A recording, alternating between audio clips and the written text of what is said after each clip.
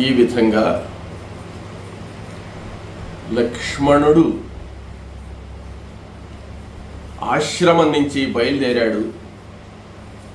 సీతాదేవి మాటలాడినటువంటి నిష్ఠురమైనటువంటి మాటలు ఆయన చెవులకు అగ్నిహోత్రంతో బాగా కాల్చినటువంటి బాణాలు దిగబడితే ఎట్టుంటుందో అట్టున్నాయి. చాలా బాధపడ్డాడు. వదిన ఈ విధంగా మాట్లాడిందే, ఎంత నిష్ఠురంగా మాట్లాడింది అని చెప్పి చాలా దుఃఖాక్రాంతుడైనాడు, బాధపడ్డాడు లక్ష్మణస్వామి.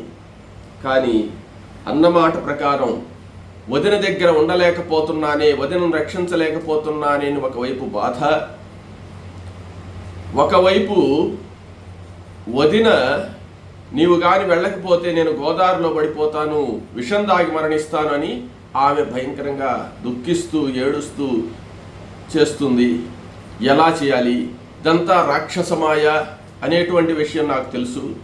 అయినా కూడా ఈమెను ఎలా సంతృప్తి పరచాలి, రాముడి మాటను ఎలా కాపాడాలని చాలా సందిగ్ధావస్థలో ఉన్నటువంటి లక్ష్మణస్వామి ఎట్టకేలకు ఆ సీతాదేవిని వదలి, అమ్మా నిన్ను ఆ వనదేవతలే రక్షిస్తారు, ఇప్పుడు ఉండేటువంటి ఈ శకునాలను బట్టి చూస్తే మరలా ఆశ్రమానికి వచ్చి నిన్ను చూడగలమో చూడలేమో అనిపిస్తున్నది అని చెప్పి బాధపడుతూ, ఆమె దుఃఖిస్తూ ఉంటే చూస్తూ ఆశ్రమం నుంచి బయలుదేరి వెనక్కి తిరిగి చూస్తూ చాలాసార్లు వెనక్కి తిరిగి చూశాడు లక్ష్మణస్వామి.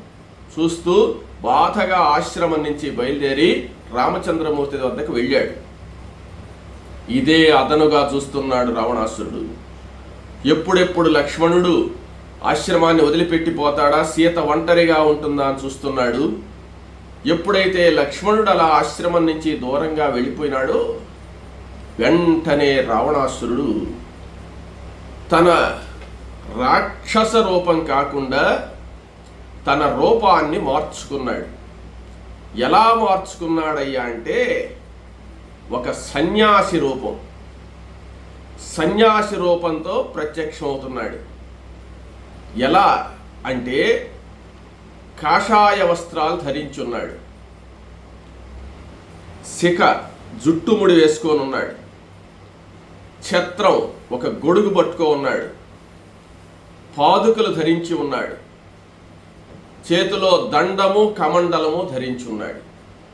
ధరించి సన్యాసి రూపంలో, ఒక బ్రాహ్మణ సన్యాసి రూపంలో ఆ రావణాసురుడు వెనువెంటనే త్వరగా సీతాదేవిని అపహరించడానికిగా వచ్చి రామాశ్రమం ముందుకు వచ్చాడు.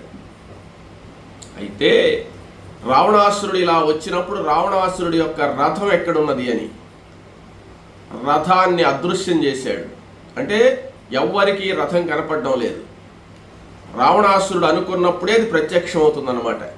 అలా రథాన్ని అదృశ్య రూపంలో పెట్టినటువంటి వాడై నేరుగా సీత ఉండే దగ్గరకు వచ్చాడు.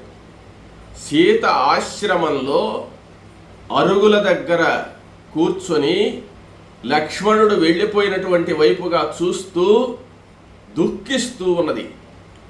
ఆ దుఃఖిస్తూ సీతకు కూడా పాపం ఆ సమయంలో లక్ష్మణుణ్ణి అనాలనేటువంటి ఉద్దేశ్యం లేదు.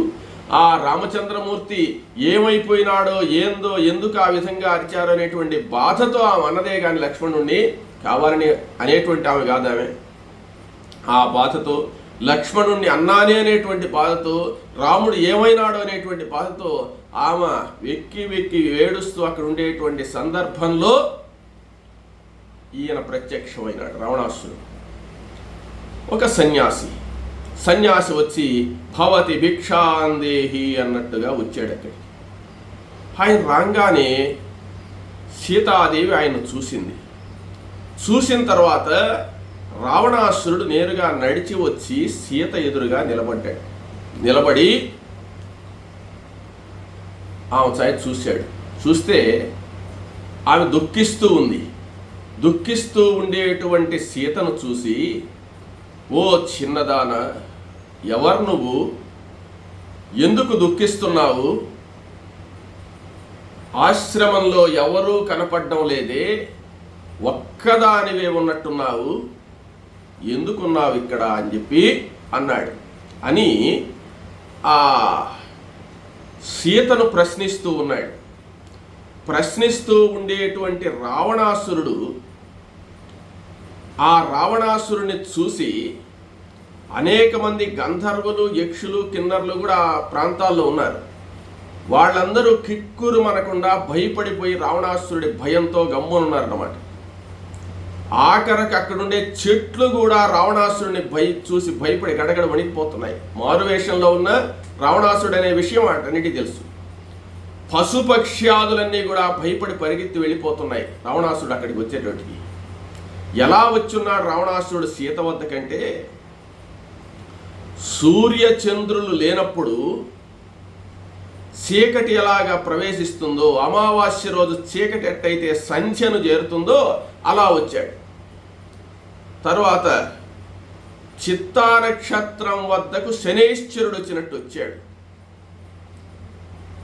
తర్వాత చంద్రుడు లేనప్పుడు రోహిణీ నక్షత్రాన్ని క్రూరంగా చూసేటువంటి అంగారకుడి మాదిరి చూస్తున్నాడు. చూసి సీత అలా చూసింది రావణాసురుడి చాయి. రావణాసురుడు ఎలా ఉన్నాడయ్యా అంటే తృణావృత కోప సన్నిపుడు. తృణావృత కోప సన్నిపుడు అంటే గడ్డి చేత నింపబడినటువంటి, గడ్డి బాగా ఆక్రమించేసినటువంటి ఒక బావి. ఒక బావి ఉందనుకోండి, దాని మీద పచ్చికంతా మొలిచిపోయి ఉంటుంది. మనమేమనుకుంటాం, పచ్చికే కదా అని చెప్పి దాని మీద నడిచామంటే బావిలో పడిపోతాం. అట్లా పైకి మాత్రం భక్తుడి మాదిరి కనపడుతున్నాడు, చాలా మంచివాడుగా కనపడుతున్నాడు, కానీ లోపలంతా ద్రోహబుద్ధి నిండినటువంటి తృణావృత కోప సన్నిపుడైనటువంటి ఆ రావణాసురుని చూసింది. చూసి కళ్ళనీళ్లు తుడుచుకుంది. కళ్ళనీళ్లు తుడుచుకొని, ఈ బ్రాహ్మణుడు ఎవరో వచ్చారు, సన్యాసి బ్రాహ్మణుడు మన వాకిటికి వచ్చాడు. నా పరిస్థితి చూస్తే ఇప్పుడు రాముడు ఏమైనాడా అనే దిగులతో నేనున్నాను. ఇదేదో శుభసూచకమే. ఈ బ్రాహ్మణుడు వచ్చాడు, ఈ బ్రాహ్మణుడిని అర్ఘ్యపాద్యాది విధులు పూజించాలా, అతిథి అభ్యాగతుల్ని పూజించకపోతే మనకు సుఖం లభించదు అని చెప్పి ఆ రావణాసురుడిని చూసి సీతాదేవి రండి స్వామి రండి అని చెప్పి పిలిచింది. రండి, ఇదిగో అర్ఘ్యం పాద్యం స్వీకరించండి, ఇదిగో ఉచితాసనం మీద కూర్చోండి, మీరు ఏమి ఆహారంగా భుజిస్తారు, కందమూల ఫలాదుల, లేకపోతే ఇంకేమన్నా చేసి తయారు చేసి పెట్టమంటారా, లేదంటే కొద్ది క్షణాల్లో మా వారు అరణ్యానికి వెళ్ళున్నారు, వారు ఏదో ఒక ఆహారాన్ని తీసుకొస్తారు, మీరు భోంచేసి వెళ్ళొచ్చు, ప్రశాంతంగా కూర్చోండి అని చెప్పి ఆయనకు నమస్కారం చేసి ఆహ్వానం చేసింది. రావణాసురుడు అలా ఆశ్రమం లోపలికి, అంటే ఆశ్రమం లోపలికి పోలేదు కానీ ఆ అరుగుల వద్దకు వాకిట్లేకి వచ్చాడనమాట. వచ్చి చాలా సౌమ్యంగా మాట్లాడేటువంటి ఆ సీతతో రావణాసురుడు చెప్తున్నాడు, ఆహా, ఇంత అందగత్తెగా ఉన్నావే చిన్నదాన, ఈ ఆశ్రమంలో ఎవరూ లేకుండా ఉన్నారు, నువ్వు ఒక్కదానివే ఉన్నావు, నీవు పార్వతివా, లేక కాంతికి అధిష్టాన దేవతవా, లేకపోతే కీర్తికి అధిష్టాన దేవతవా, లేక లక్ష్మీదేవివా, లేకపోతే అప్సరసవా, లేక రతీదేవివా, ఎవరు నువ్వు నాకు చెప్పవలసింది, నీ పేరేమిటి, నీవు ఎవరివి, నీవు ఎవరి బంధువు, ఒంటరిగా ఎందుకున్నావు, నీ వృత్తాంతం ఏంది, నీ విషయమంతా నాకు చెప్పవలసిందని చెప్పి ఆ సీతాదేవిని రావణాసురుడు ప్రశ్నించాడు. ప్రశ్నించిన తర్వాత అప్పుడు సీతాదేవి ఆ రావణాసురుడితో చెప్తుంది, ఈయన ఏదో చాలా మంచివాడుగా ఉన్నాడు, చాలా ప్రశాంతంగా మాట్లాడుతున్నాడు, కాబట్టి మా రాముడు మా లక్ష్మణుడు వచ్చేంత వరకు ఈయనతో మాట్లాడుతూ ఉంటే ఇంత లోపల ఈయనకు చేయాల్సినటువంటి మర్యాదలు చేస్తారు వాళ్ళు అని చెప్పి అనుకొని 4 వైపులా చూస్తుంది, రాముడు వస్తున్నాడా లక్ష్మణుడు వస్తున్నాడా అని. అలా చూస్తూ సీత ఆ ఆయన ప్రశ్నించిన తర్వాత రావణాసురుడు ఆ రావణాసురుడికి సమాధానం చెప్పాలి కాబట్టి సీతాదేవి తన వృత్తాంతాన్నంతా కూడా వివరంగా చెప్తుంది లక్ష్మణస్వామి రావణాసురుడికి. ఏమిటయా అంటే, మహానుభావ, మీరు ప్రశాంతంగా కూర్చోండి, నా విషయం అంతా చెప్తానంటే, పర్వాలేదు, నీవు చేసినటువంటి ఆ సన్మానానికి గౌరవానికి నేను చాలా సంతోషించాను చిన్నదానా, చెప్పు నీ విషయం ఏందో అన్నాడు. అప్పుడు ఆమె, నేను మిథిలా నగరాన్ని పరిపాలించేటువంటి జనక మహారాజు యొక్క కుమార్తెను, నన్ను అయోధ్య నగరాన్ని పరిపాలించేటువంటి దశరథ మహారాజు కుమారుడైనటువంటి రామచంద్రమూర్తికి ఇచ్చి వివాహం చేశారు. నేను అయోధ్య నగరానికి పెళ్ళయిన తర్వాత, అయోధ్య నగరానికి వచ్చిన తర్వాత అయోధ్య నగరంలో 12 సంవత్సరాలు ఉన్నాము. సీత చెప్తుంది, పెళ్ళయిన తర్వాత 12 సంవత్సరాలు అయోధ్యలో నేను కాపురం చేశాను. 13వ సంవత్సరంలో మా మామగారైనటువంటి దశరథ మహారాజు నా భర్తకు పట్టాభిషేకం చేయాలి అని సంకల్పించాడు. సంకల్పించిన తర్వాత ఒక మంచి ముహూర్తం చూసి పట్టాభిషేకం చేసేదానిగా ప్రయత్నం చేసి వశిష్ఠాదుల చేత ముహూర్తం పెట్టించి పట్టాభిషేక ముహూర్తం పెట్టించాడు. దానికి దీక్ష తీసుకుని నా భర్త నేను సిద్ధమైనాము. సిద్ధమైన తర్వాత మా చిన్నత్తగారైనటువంటి కైక ఒకానొకసారి మా మామగారిని 2 వరాలు అడిగి ఉండిందట.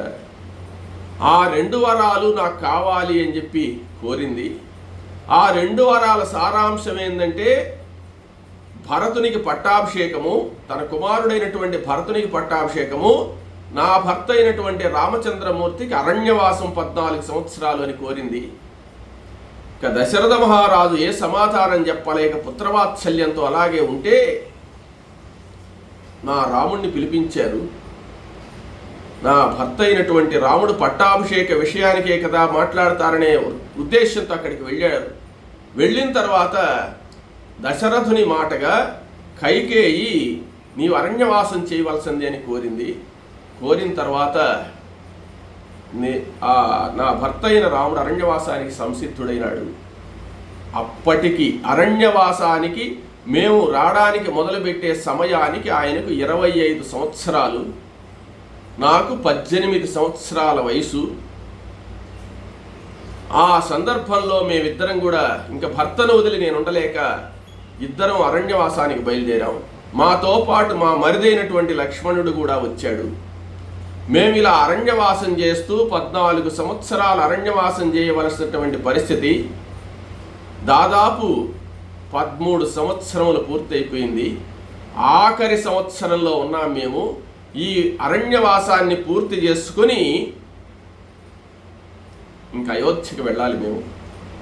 అయితే ఇక్కడ ఉన్నటువంటి సందర్భంలో ఇప్పుడే ఒక మాయామృగం, ఒక అందమైనటువంటి మృగం ఇక్కడికి వచ్చింది. ఆ మృగాన్ని చూసి చాలా సంతోషపడేది కావాలని చెప్పి నేను కోరాను. దాన్ని వేటాడి తీసుకురావడానికిగా నా భర్త వెళ్ళున్నాడు. నా భర్త అనేకమైనటువంటి ఆహార పదార్థాలు తీసుకొని ఇప్పుడే కొద్ది సమయంలో వస్తాడు. కాబట్టి మహానుభావ, నీవు మా ఆతిథ్యాన్ని స్వీకరించి వెళ్ళవలసిందే అని సీతాదేవి చెప్పి, ఇంతకు మీరెవరు?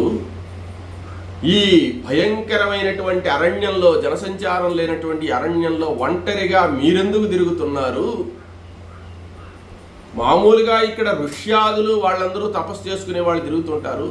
మీరు సన్యాసులు కదా, ఛత్రాన్ని, గొడుగును, కమండలము ఇవన్నీ కూడా ధరించి మీరేదో సంచరిస్తున్నట్టుగా ఉన్నారు. మీరెందుకు వచ్చారు ఇక్కడికి అని అడిగింది. అడగగానే అప్పుడు రావణాసురుడు సీత అన్నాడు. పేరు చెప్పింది కదా, నన్ను సీత అంటారని కూడా చెప్పింది కదా. సీత, నీ వృత్తాంతాన్నంతా చెప్పావు అంటే, సీత వయస్సు ఇప్పుడు ఎంతో తెలుసా? అరణ్యవాసానికి బయలుదేరినప్పుడు 18 సంవత్సరాల వయస్సు, ఇప్పుడు 13 సంవత్సరాలు అయినాయి. అంటే 31 సంవత్సరం వయసులో ఉందన్నమాట ఈమె. అప్పుడు రావణాసురుడు ఎంత వయసు వాడో తెలుసా? కొన్ని లక్షల సంవత్సరాలు పరిపాలన చేసి ఉన్నాడు ఆయన. చాలా పెద్దవాడు అనమాట. అయినా కానీ యుక్త వయసుడు మాదిరి కామరూపధరులు కాబట్టి అలా ఉంటారు వాడు. చెప్తున్నాడు, సీత ఉన్నదన్నట్టు సత్యం చెప్పేసింది. రావణాసురుడు అబద్ధం చెప్పడంలే. ఏం చెప్తున్నాడంటే, సీత, ఈ లోకంలో లోక కంటకులైనటువంటి, లోకానికంతా భయంకరమైనటువంటి భయాందోళనలు కలుగజేసేటువంటి రాక్షస సమూహం ఉంది చూసావా? ఆ రాక్షస సమూహానికంతా నాయకుణ్ణి నేనే రావణుణ్ణి అని చెప్పాడు. వేషం మాత్రం సన్యాసి మాదిరే ఉన్నాడు. నేను రావణుణ్ణి కాబట్టి, అయితే నువ్వు రావణుడివైతే ఇక్కడికి ఎందుకు వచ్చావంటావేమో, నిన్ను చూసింది మొదలు నా భార్యల యందు ఆసక్తే పోయింది నాకు. నేను ఎంతో మందిని చూశాను సీత. దేవకాంతలను చూశాను, యక్షకాంతలను చూశాను, కిన్నెర కాంతలను చూశాను, అప్సరసలను ఎంతో మందిని చూశాను, మనుష్యకాంతలను ఎంతమందో చూశాను. కానీ నీ అంత అందగత్తె నాకు కనపడలేదు. అతిరూపవతి సీత అతిమూర్ఖశ్చ రావణ అని శాస్త్రం. అతిరూపవతి సీత కాబట్టి నీవు అంత అందంగా ఉన్నావు. నీ అందానికి నేను ఆకర్షితుడైనాను. కాబట్టి నా కోరిక ఏమిటంటే, నీవు నాకు మొదటి భార్యగా ఉండాలి. నాకు ఎంతోమంది భార్యలు ఉన్నారు, వాళ్ళందరూ నాకు నచ్చడం లేదు. కానీ నీ అందాన్ని నేను చూసిన తర్వాత నువ్వు నాకు మొదటి భార్యగా ఉండాలి. నీవు ఐశ్వర్యాన్నంతా కూడా అనుభవించాలి. ఇలా అరణ్యవాసం చేయడం నాకు నచ్చడం లేదు. ఇక నేను ఎక్కడుంటానో చెప్పాలి కదా. నేను సముద్ర మధ్యంలో త్రికూట పర్వతం మీద లంకానగరం అనేటువంటి ఒక నగరం ఉన్నది. ఆ నగరం నా నివాసము. ఆ నగరంలో అనేకమైనటువంటి లంకానగరంలో ఉద్యానవనాలు ఉన్నాయి. బంగారుతో నిర్మింపబడినటువంటి గృహాలు, అష్టైశ్వర్యాలతో తొలతూగేటువంటి ఆ లంకానగరంలోని భోగాలన్నీ కూడా నువ్వు అనుభవించాలి. నీవు నాకు పట్టపురాణిగా ఉండాలి. ఇది నా కోరిక. దాసీ జనాలు ఎంతో మంది నిన్ను సేవిస్తుండగా నేను కనులారా చూడాలి. కాబట్టి నేను వచ్చినటువంటి పని నిన్ను స్వీకరించడం అని చెప్పాడు అన్నాడు. ఏం భయపడలా సీత, భయమే కలగలా. ఆమె అంటుంది, మరి దుర్మార్గుడా, ఎలా మాట్లాడుతున్నావు నువ్వు ఆ మాటలు? నేను రాముని యొక్క పత్నిని. రాముడంటే నీకు తెలుసా? అసలు రాముడనేటువంటి వాడు సకల జగన్మోహనాకారుడు, జగత్తునంతా కూడా మోహింపజేసేటువంటి అందగాడు. అటువంటి అందగాడిని నేను వివాహం చేసుకున్నాను. రాముణ్ణి తప్ప పరపురుషుణ్ణి మనసులో కూడా స్మరించను నేను. నా కాలి గోటితో సమానం. ఎవరైనా నన్ను ఈ విధంగా కానీ మాట్లాడితే నా కాలి గోటితో సమానం వాళ్ళు. కాబట్టి నేను ఎవరిని లెక్కించను, లెక్క పెట్టను. నీవు ఈ విధంగా మాట్లాడడం ధర్మం కాదు. నీవు నన్ను కోరుకోవడం అంటే విషాన్ని మృంగాలని కోరుకుంటున్నావు. పదునైనటువంటి కత్తిని నాలుకతో నాకాలని చూస్తున్నావు. నీ మృత్యువును నువ్వే కోరుకుంటున్నావు. మృత్యుదేవతను కౌగిలించుకోవాలని చూస్తున్నావు. నీ సర్వనాశనాన్ని కోరుతున్నావు. రాముడి యొక్క పరాక్రమం నీకు తెలియదు. రాముడు నిన్ను గాని చూశాడంటే క్షణం లోపల నిన్ను సంహరించగలడు. త్రిలోకాలను కూడా జయించగలిసినటువంటి రామచంద్రమూర్తి యొక్క భార్యను నేను. అటువంటి నన్ను నీవు కోరడం అనేటువంటిది నీవు మృత్యులోకానికి పోవడానికి మార్గాన్ని కోరినట్టేను అని కఠినంగా చెప్పింది. అప్పుడు రావణాసురుడు అంటున్నాడు, సీత, నీ భర్త యొక్క గొప్పతనం నీకు చెప్పవచ్చు, దాంట్లో తప్పులేదు. కానీ రాముడు నన్నేం చేయలేడు. నేను బ్రహ్మదేవుణ్ణి గురించి అనేక సంవత్సరాలు ఘోర తపస్సు చేసి ఎవ్వరి చేత చావు లేకుండా వరాలు పొందినటువంటి వాడిని. త్రిలోకాధిపతి అయినటువంటి దేవేంద్రుడు కూడా నన్ను ఎదిరించి నిలవలేడు. ఆదిత్యాది నవగ్రహాలన్నీ కూడా నన్ను చూస్తే గడగడ వణుకుతాయి, పంచభూతాలు కూడా నన్ను చూస్తే భయపడిపోతాయి. అటువంటి భయం కలిగినటువంటి ఈ దేవతలందరూ కూడా నిన్ను రక్షించడానికి వచ్చి నిన్నే రక్షిస్తారు. అటువంటి దేవతలందరూ కూడా రామచంద్రమూర్తికి సహాయంగా వచ్చినా కూడా నన్నేం చేయలేరు. నీ భర్త మానవ మాత్రుడు, నీ భర్త గొప్పవాడైతే తండ్రి రాజ్యాన్ని వదిలేసి పొమ్మనంగానే ధైర్యంతో ఎదిరించి శత్రు సంహారం చేసి రాజ్య పరిపాలన చేయాలి. కానీ క్షత్రియుడు యొక్క లక్షణము ఇలా ఒక బీదవాడు మాదిరి, ఆ శౌర్యహీనుడు మాదిరి అడవుల పాలవుతాడా? ఇంత సౌందర్యవతి అయినటువంటి నిన్ను తీసుకుని అడవుల పాలు చేస్తాడా? కాబట్టి నీ భర్త శౌర్యహీనుడు, గుణహీనుడు, బలహీనుడు. కాబట్టి అటువంటి రాముని యొక్క పరాక్రమాన్ని నా ముందు చెప్పద్దు అన్నాడు. అప్పుడు చాలా కోపంతో సీత అంటుంది, రాముణ్ణి నిందిస్తూ ఉంటే, రావణ, నువ్వు నా భర్తను గురించి నా ఎదుర నిందించవద్దు. నీ యొక్క ప్రతాపం, నీ యొక్క లంకా నగరం, నీ యొక్క రాక్షస బలం, వీళ్ళందరినీ కూడా క్షణంలో సంహరించగలడు నా రాముడు. ఖరదూషణాది దుర్మార్గులైనటువంటి రాక్షసుల్ని 1.5 ముహూర్తంలో సర్వనాశనం చేసినటువంటి నా భర్త ముందు నీ పరాక్రమం ఎంత? నువ్వేదో ప్రగల్భాలు చెప్తున్నావని చెప్పి రాముణ్ణి గురించి గొప్పగా ఎప్పుడైతే సీత చెప్పిందో క్రోధ తామ్రాక్షుడైపోయినాడు.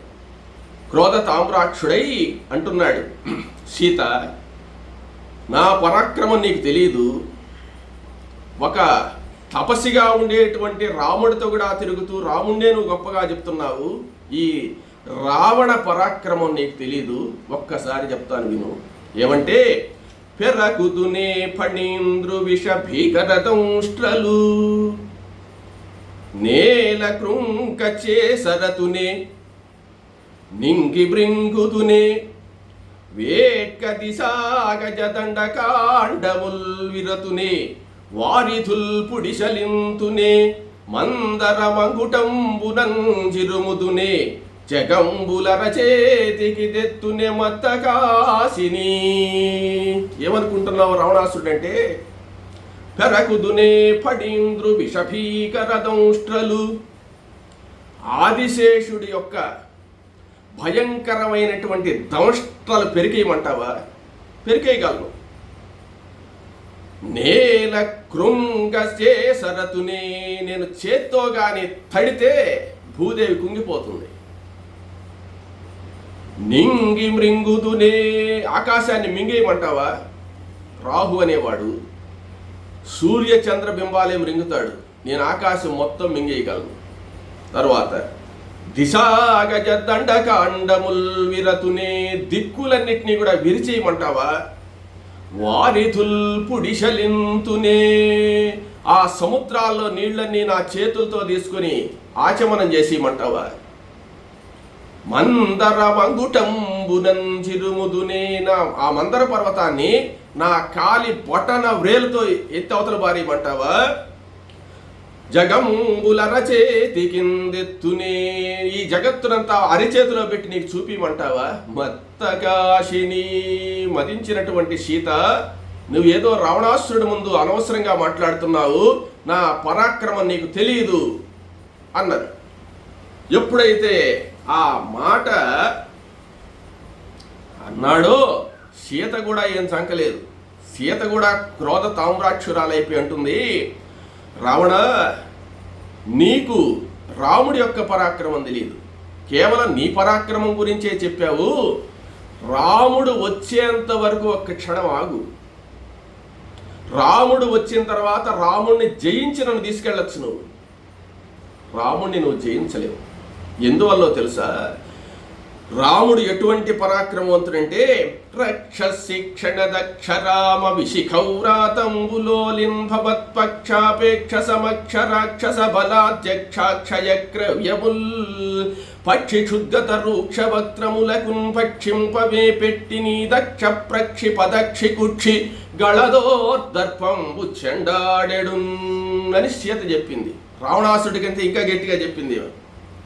ఏమనుకుంటున్నావో రాముడంటే, రక్షశిక్షణదక్షరామ విశిఖౌరాతంబులోలిన్. రాక్షసుల్ని ఎలా శిక్షించాలో తెలిసినటువంటి రామచంద్రమూర్తి యొక్క బాణ పరంపరలు వస్తూ ఉంటే రక్షశిక్షణదక్షరామ విశిఖౌరాతంబులోలిన్ భవత్ పక్షాపేక్ష సమక్ష రక్షస బలాధ్యక్ష క్షయక్రవ్యముల్.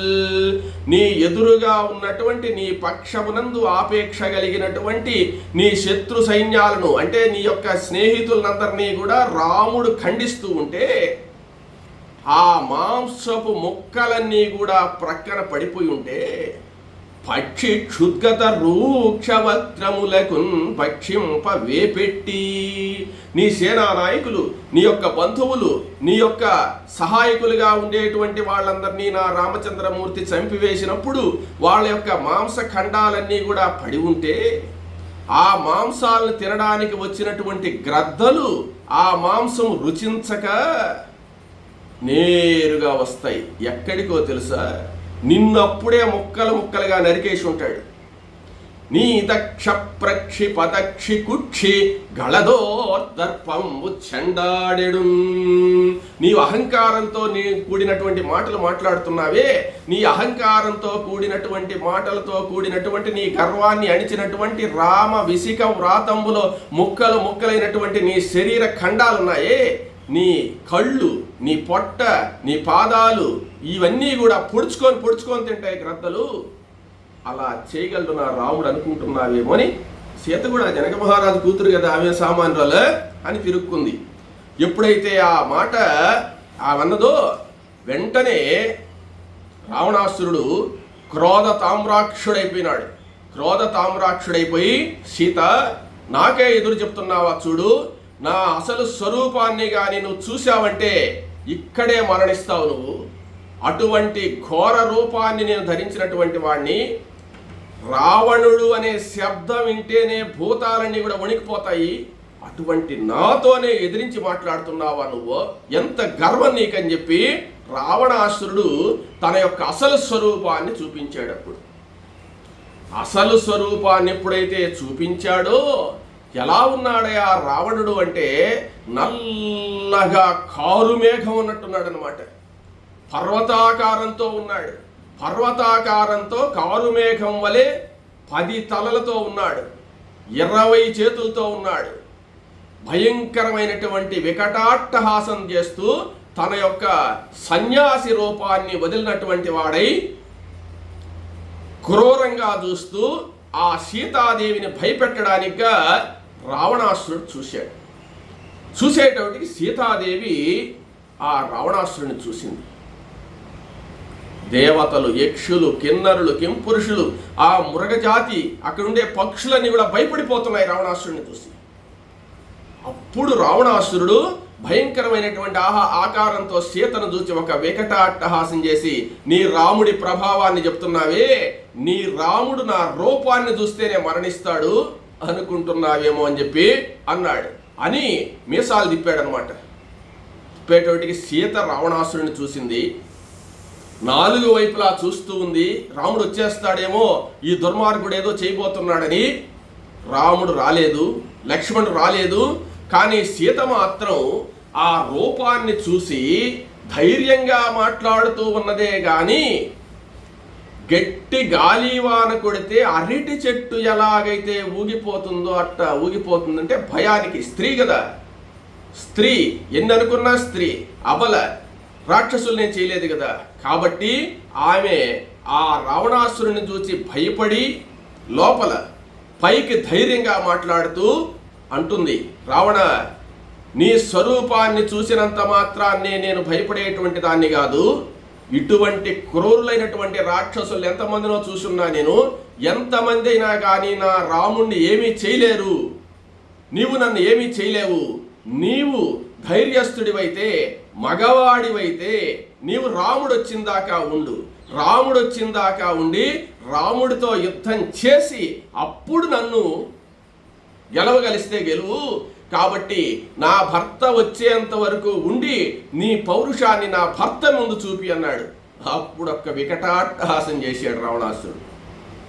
నీ భర్త వచ్చేదాకా నేనెందుకు ఉంటాను. ఆయనకి మనసులో తెలుసు కదా రాముడు వస్తే ఉండలేనని. వెంటనే ఏం చేశాడంటే, నిన్ను ఇప్పుడే తీసుకోపోతాను చూడని చెప్పి ఆ రావణాసురుడు క్రోధ తామ్రాక్షుడై ఆ సీతను అపహరించడానికిగా సీత వైపుగా వస్తున్నాడు. సీత అరటి చెట్టు వలె గాలికి కదిలినట్టుగా గడగడగడ వణుకుతూ ఉంది. రావణాసురుడు వస్తూ ఉన్నాడు. ఏం జరుగుతుందనే విషయాన్ని తర్వాత తెలుసుకుందాం.